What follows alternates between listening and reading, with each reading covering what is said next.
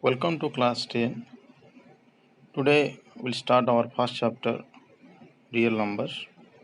Real numbers already we learned the previous class 9. Just you observe this diagram. Here it shows that the center part, this is 1, 2, 3, 4, 5, 6. These numbers are natural numbers. After that, when we attach with 0, we can say this whole numbers. Then followed by the next is integers, that is all negative integers, that is -3, -2, -1, -50, along with all whole numbers 0, 1, 2, 3, 4, 5, like this. After that, this rational numbers, where you can say this is in the p by q form. Already we learned in class 8, 7, that is 7 by 2, 2 by 9, 1.5, 2.5, 0. These are all the things. You can say these rational numbers. And in the last year we learned about these real numbers, that is rational numbers along with some irrational numbers. Irrational numbers means we can say the numbers like √2, √3, pi, √5, √7, √11. Those numbers we cannot write, we cannot express in the form of p by q. Now in this chapter what we learn? In this chapter, in the real number chapter, in class 10, what we learn? Here we learn about two important properties of positive integers. That is, first one is, you can say, that is Euclid's division algorithm, and second one is the fundamental theorem of arithmetic. This Euclid division algorithm, what it says? This is simple.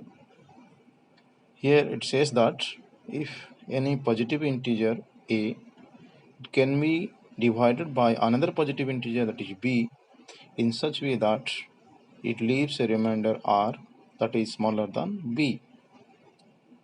Here a is a positive integer, b is another positive integer, in such way that a should be divided by b, that is a is greater than b, of course.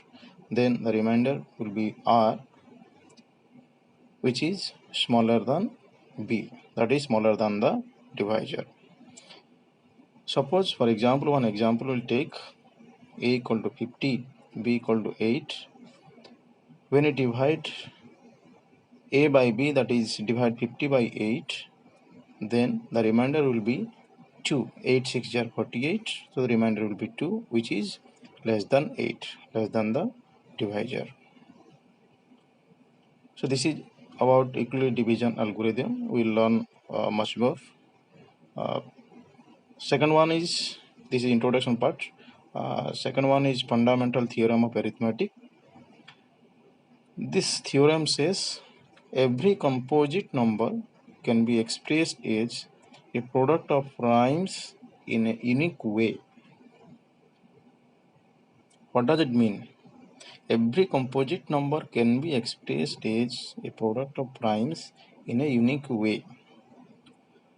So here you should know what is prime number, what is composite number, because this theorem comprises both composite and prime. So you have to recall about prime numbers and composite numbers. Prime numbers means those numbers having exactly two factors.